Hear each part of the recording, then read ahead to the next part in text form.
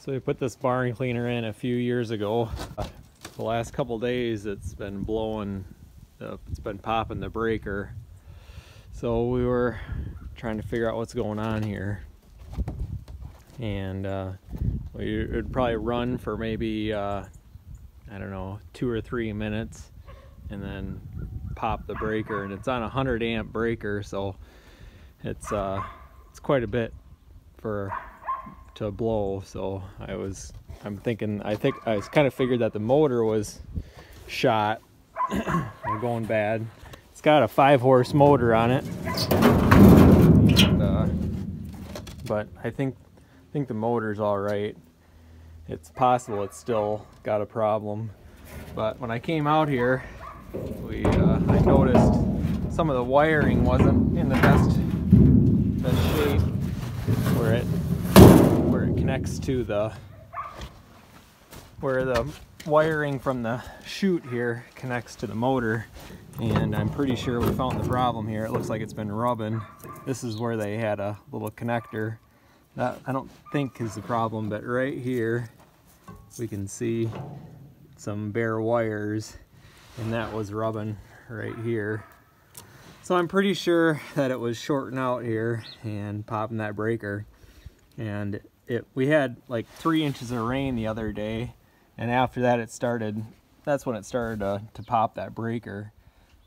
So I'm guessing it was just touching enough to every once in a while, maybe a little bit of manure would sit on it or a little water would sit on it, and it would pop that breaker. So at least we don't have to take the motor off and buy any one of those. We do have an extra one, but it's only a 3-horse motor. We'd probably run it for a while, but it's kind of important to keep the barn cleaner working. That's the reason we invested 10 grand into a barn cleaner that was useful, because it needs to run every day. And so far this one's been excellent. I'm very glad that we spent that money, which I'm a pretty tight guy. Usually don't like to spend money, but that was some of the best money we spent. So if you look at these, you can see that they've been touching, and you can see it's even melted a little bit of the wire. So that's definitely not good.